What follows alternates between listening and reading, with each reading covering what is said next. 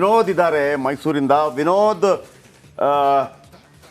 ಮೂರನೇ ದಾಖಲೆ ಬಿಡುಗಡೆಯಾಗಿದೆ. ಮೈಸೂರಲ್ಲಿ ಕೂತ್ಕೊಂಡು ಏನು ಅನಾಹುತ ಮಾಡ್ತೀರ್ರಿ? ಈ ದಾಖಲೆ ಬಿಡುಗಡೆ ಆದ ನಂತರ ಈಗ ಏನೆಲ್ಲ ಸಂಚಲನ ಆಗುತ್ತೆ, ಇದರ ಬಗ್ಗೆ ಏನು ಮಾತಾಡ್ತಾರೆ ಅಂದರೆ 19 ಜನ ಇದ್ದಾರಲ್ಲ ಅವತ್ತಿಂದ. ಅಂದರೆ ಇದೇನಾಗಿತ್ತು ವಿನೋದ್, ಆಮೇಲೆ ವೀಕ್ಷಕರೇ, ಮುಡ ಹಗರಣ ಯಾವನಿಗೂ ತಲೆ ಬಾಯಿ ಗೊತ್ತಿಲ್ಲ, ಅರ್ಥ ಆಗ್ತಾ ಇರಲಿಲ್ಲ, ಏನು ಅಂತ ಗೊತ್ತಿಲ್ಲ. ನಾವು ನಮಗೆಷ್ಟು ಸಾಧ್ಯವೋ ಅದನ್ನು ಭಾಳ ನೀಟಾಗಿ ಹೇಳುವಂಥ ಪ್ರಯತ್ನಗಳನ್ನು ಮಾಡಿದ್ವಿ. ಬಹುಶಃ ಎಲ್ರಿಗೂ ಅರ್ಥ ಆಗ್ತಾ ಇದೆ ಅಂತ ಅಂದ್ಕೊಂಡಿದ್ದಕ್ಕೆ ಒಂದೊಂದಾಗಿ ನಾಳೆ ಕೂಡ ಒಂದು ಬಿಡುಗಡೆ ಮಾಡ್ತೀವಿ. ಇಲ್ಲಿದ್ದದ್ದಿಷ್ಟೇ, ಅದನ್ನು ಕ್ಲಿಯರ್ ಕಟ್ಟಾಗಿ ನಿಮಗೆ ವಿವರಿಸುವಂಥ ಪ್ರಯತ್ನಗಳನ್ನು ಮಾಡ್ತಾ ಇದ್ದೀವಿ. ಎಸ್ ವಿನೋದ್, ಒಂದು ಕಡೆ 19 ಜನ ಇದ್ದರು. ವೆರಿ ಕ್ರೂಷಿಯಲ್ ಆದಂಥ ಮೀಟಿಂಗ್ ಇದು. ಅವತ್ತು ಮಗನೇ ಡಿಸೈಡ್ ಮಾಡ್ತಾರೆ ತಾಯಿಗೆ 14 ಸೈಟ್ ಕೊಡಿ ಅಂತೇಳಿ. Yes please.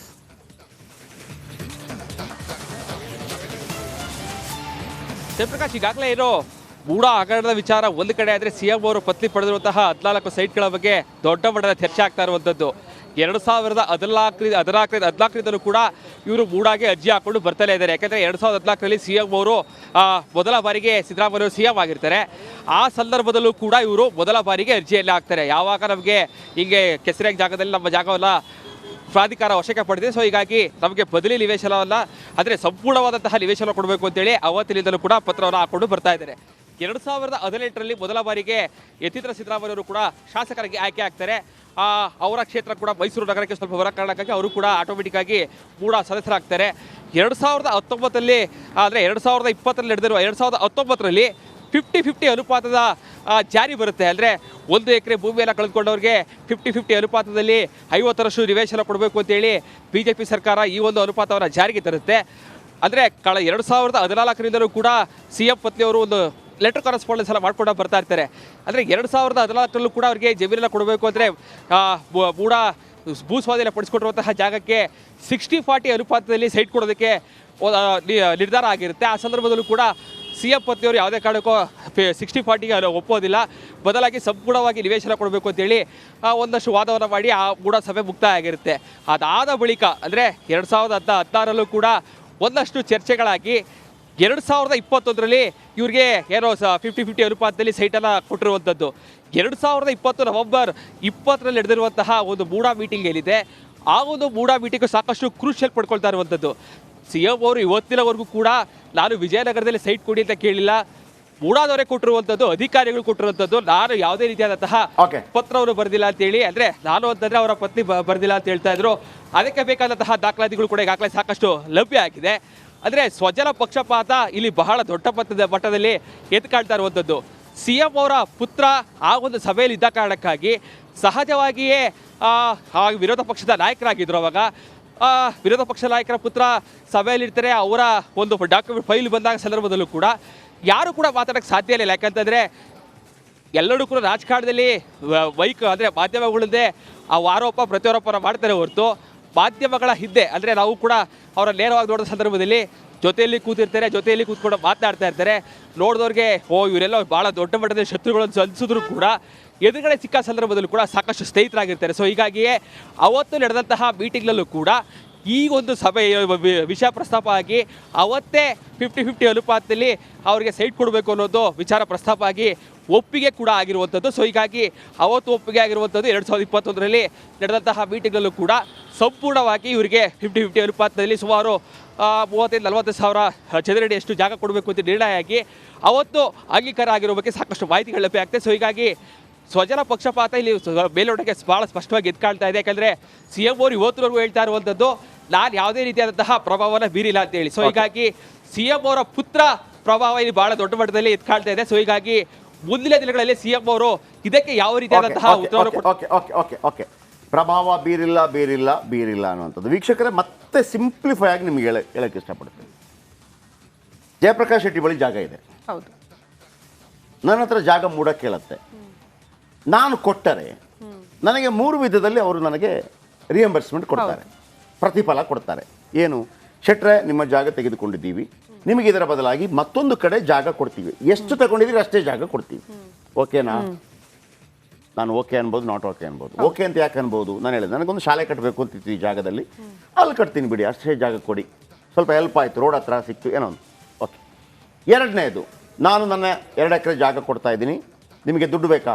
ಒಂದೋ ಜಾಗಕ್ಕೆ ಜಾಗ, ಇಲ್ಲಾಂದರೆ ಜಾಗಕ್ಕೆ ದುಡ್ಡು, ಇಲ್ಲಾಂದರೆ ಜಾಗಕ್ಕೆ ನಾವು ಅಭಿವೃದ್ಧಿಪಡಿಸಿ 50-50. ಈಗ ನಾನು ಹೇಳ್ತೀನಿ ಇಲ್ಲ ನನಗೆ ದುಡ್ಡು ಕೊಡಿ. ಯಾಕಿರ್ಬೋದು ಅಂತ, ಯಾಕೆ ಜಾಗ ತೊಗೊಳ್ಬೋದು ಅಂತಾರೆ. ಇಲ್ಲ ನನ್ನ ಮಗ ಅಮೇರಿಕಾದಲ್ಲಿ ನೆನ್ನೆ ಕೂಡ ಹೇಳಿದೆ, ನಾನು ಅಮೇರಿಕಾದಲ್ಲಿ ಸೆಟ್ಲ್ ಆಗಿದ್ದಾನೆ, ನನಗೆ ಬೇಡ, ಜಾಗ ತಗೊಳ್ಳಿ, ದುಡ್ಡು ಕೊಡಿ.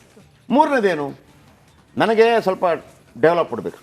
ಅದೇ ಥರ ಪಾರ್ವತಿ ಅವ್ರದ್ದು ಏನಾಯಿತು, 3.16 ಎಕರೆ ಗೊತ್ತಿಲ್ಲದೆ ಆಗೋಗ್ಬಿಡ್ತು ಅಂತೇಳಿ. ಅದುವೇ ಕೆಲವು ಅನುಮಾನಗಳು ಹುಟ್ಟಾಕತ್ತೆ. 5-6 ವರ್ಷ ನೀವು ನೋಡೇ ಇರೋದಿಲ್ವಾ ನಿಮ್ಮ ಜಾಗವನ್ನು, ಎಷ್ಟೇ ದೊಡ್ಡ ವ್ಯಕ್ತಿ ಆಗಿರಲಿ ನೋಡಲ್ವಾ, ನೋಡಿರ್ತೀವಿ ನಾವು. ಆಯ್ತು ಬಿಟ್ಟಾಕಿ, ನಿಮ್ಗೆ ಮರ್ತೋಗಿ ಮಾಡಿದ್ರು ಅಂತೇಳಿ ಅವ್ರ ಹತ್ರ ಕೇಳ್ತಾರೆ.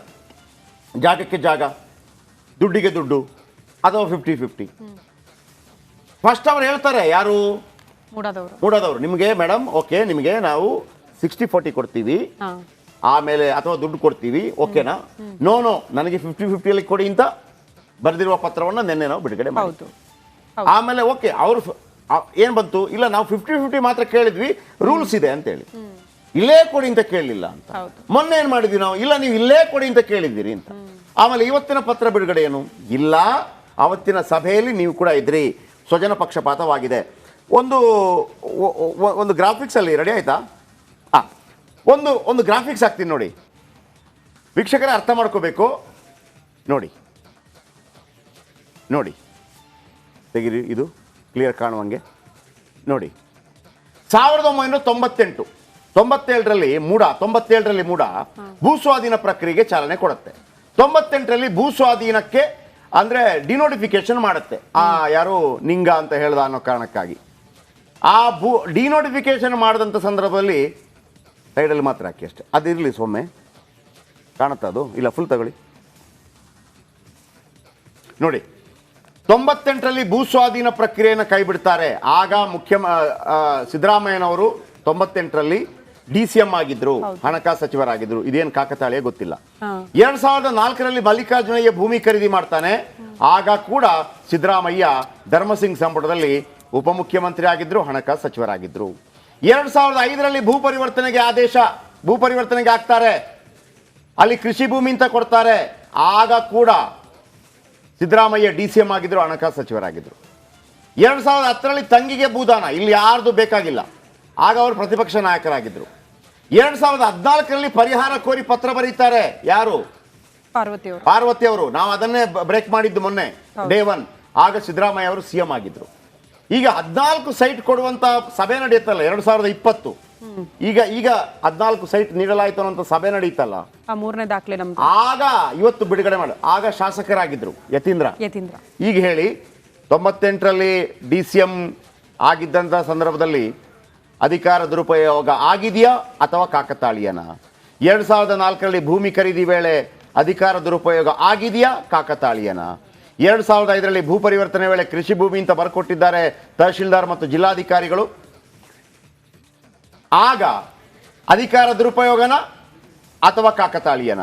2010ರಲ್ಲಿ ತಂಗಿಗೆ ಭೂದಾನ, ಆಗ ಇವ್ರದ್ದೇನು ಬೇಕಾಗಿಲ್ಲ. 2014ರಲ್ಲಿ ಪರಿಹಾರ ಕೋರಿದ್ರು. 2014ರಲ್ಲೇ ಯಾಕೆ ಪರಿಹಾರ ಕೋರಿದ್ರು? ಅದು ಕಾಕತಾಳೀಯನ ಅಥವಾ ಅಧಿಕಾರ ದುರುಪಯೋಗನ? 2020ರಲ್ಲಿ 14 ಸೈಟ್ನ ಮೀಟಿಂಗ್, ಇವತ್ತೇನು ನಾವು ದಾಖಲೆ ಬಿಡುಗಡೆ ಮಾಡಿದ್ವಿ, ಶಾಸಕರಾಗಿದ್ದ ಯತೀಂದ್ರ ಅಲ್ಲಿಗೆ ಹೋಗ್ತಾರೆ, ಅವರು ಮೂಡ ಸದಸ್ಯರಾಗಿದ್ದರು. ಅದು ಪ್ರಭಾವನ ಅಥವಾ ಕಾಕತಾಳೀಯನ? ಈ 6 ಪ್ರಶ್ನೆಗೆ ಉತ್ತರ ಸಿಕ್ಕಿದ್ರೆ ಸಾಕು, ನಿಮಗೆಲ್ಲ ಗೊತ್ತಾಗ್ಬಿಡ್ತದೆ. ಓಕೆ, ಸ್ನೇಹಮಯಿ ಕೃಷ್ಣ ನಮ್ಮೊಂದಿಗೆ ನೇರ ಸಂಪರ್ಕದಲ್ಲಿದ್ದಾರೆ. ಸ್ನೇಹಮಯಿ ಕೃಷ್ಣ ಅವರೇ, ಇವತ್ತಿನ ದಾಖಲೆ ಜೊತೆಗೆ ಒಂದು ಪಾಯಿಂಟ್ ನಾನು 6 to 6 ಹೇಳಿದೆ ನಾನು. ಬಹುಶಃ ಅದಕ್ಕಿಂತ ಮೊದಲು ಒಂದು ಮಾತು ಹೇಳಿ ನನಗೆ, ನಿಮ್ಮನ್ನು ಸ್ನೇಹಮಯಿ ಕೃಷ್ಣ ಅಂತ ಯಾಕೆ ಕರೀತಾರೆ? 1990ನೇ ದಶಕದಲ್ಲಿ ಪತ್ರ ಮೈತ್ರಿ ಹವ್ಯಾಸ ಅಂತೇಳಿ ಇತ್ತು. ಆ ಒಂದು ಹವ್ಯಾಸದ ಹಿನ್ನೆಲೆಯಲ್ಲಿ ಪತ್ರ ಮೂಲಕ ಪರಿಚಯ ಮಾಡ್ಕೊಳ್ಳುವಂಥದ್ದು. Thank you so much so nice. ಹೇಳಿ ಕೃಷ್ಣ. ಹಾಗೆ ಮೈಸೂರಿನಲ್ಲಿ 1993ರಲ್ಲಿ ಮೊದಲ ಪತ್ರ ಮಿತ್ರ ಸಮ್ಮೇಳನ ಮಾಡಿದೆ. ಎರಡನೇ ಪತ್ರ ಮಿತ್ರ ಸಮ್ಮೇಳನ ಬಿಜಾಪುರ ಜಿಲ್ಲೆ ತಿಂದಿಗಿಲ್ ಮಾಡಿದೆ. ಮೂರನೇ ಪತ್ರ ಮಿತ್ರ ಸಮ್ಮೇಳನ ಬೀದರ್ ಜಿಲ್ಲೆಯಲ್ಲಿ ಮಾಡಿದೆ. ಸೊ ಇದನ್ನೆಲ್ಲ ಗಮನಿಸಿ ಪ್ರಜಾವಾಣಿ ಮತ್ತೆ ಕನ್ನಡ ಪರ್ವದಲ್ಲಿ ಮಾದರಿ ಸ್ನೇಹಮಯಿ ಕೃಷ್ಣ ಅನ್ನೋ ಶೀರ್ಷಿಕೆ ಅಡಿಯಲ್ಲಿ ಒಂದು ಲೇಖನ ಪ್ರಕಟ ಮಾಡಿದ್ರು. ಆ ಲೇಖನ ನೋಡಿದಂತ ನಮ್ಮ ಸ್ನೇಹಿತರ ಸ್ನೇಹ ಭಕ್ತ ಕರೆಕ್ಷನ್ ಮಾಡಿದ್ರು. ನಾನು ಅದನ್ನ ಅಧಿಕೃತವಾಗಿ ಮಾಡ್ತೀನಿ. ಅದೇನು ವಾಯ್ಸ್ ಎಕ್ಸ್ಟ್ರಾ ಓಕೆ, ಸ್ವಲ್ಪ ಆಡಿಯೋ ಕರೆಕ್ಟ್ ಮಾಡ್ಕೊಳ್ಳಿ. ಏನಿವೆ, ನಾನು ಬರ್ತೀನಿ ಸರ್. ನೋಡಿ, ಸ್ನೇಹಮಯಿ ಕೃಷ್ಣ ಅಂತ ಹೆಸರು ಬಂದದ್ದು ಯಾಕಂತ ಯಾರೂ ಕೇಳಿರಲಿಲ್ಲ, ನಾನೇ ಕೇಳಿದ್ದು. ಏನಿವೆ ವೀಕ್ಷಕರೇ, ನೋಡಿ, ಈಗ 6 ಪಾಯಿಂಟನ್ನು ನಾನು ಹಾಕಿದೆ. ಹಾಗಿದ್ರೆ ಅಧಿಕಾರ ದುರುಪಯೋಗ ಆಗಿದೆಯಾ ಇಲ್ವೋ? ಭಾಳ ಆಶ್ಚರ್ಯ ಏನಪ್ಪ ಅಂದರೆ ಬಿ ಜೆ ಪಿಯವರಿಗೆ ಇದು ಏನು ಸ್ಟೋರಿ ಅಂತ ಇನ್ನೂ ಗೊತ್ತಿಲ್ಲ, ಕರೆಕ್ಟಾಗಿ ಹೇಳಬೇಕು ಅಂತ. ಸುಮ್ಮನೆ ಹೋರಾಟ ಮಾಡೋದು, ಸುಮ್ಮನೆ ರಾಜೀನಾಮೆ ಕೊಡಬೇಕು ಅಂತಾರೆ, ಅಥವಾ ಅಲ್ಲಾಗಿಲ್ವೋ ರಾಜೀನಾಮೆ ಕೊಡಬೇಕು. ಯಾರನ್ನ ಕೇಳಿ ಬಿ ಜೆ ಪಿ ನಾಯಕರನ್ನ ಹೋಗಿ ಇದೇನು ಸರ್, ಇಲ್ಲ ರಾಜೀನಾಮೆ ಕೊಡಬೇಕು. ಯಾಕೆ ಅಂತಂದರೆ ಏನಂತ ಗೊತ್ತಿಲ್ಲ. ಹೌದು. ಈ ಸ್ನೇಹಮಯಿ ಕೃಷ್ಣ, ಈ TJ ಅಬ್ರಾಮು, ಈ ಪ್ರದೀಪ್ ಕುಮಾರು, ಇವರು ಇದನ್ನು ಹೆಕ್ಕಿ ತಂದು ಕೊಟ್ಟಿರುವಂಥದ್ದು ಸ್ಟೋರಿ. ಹೌದು.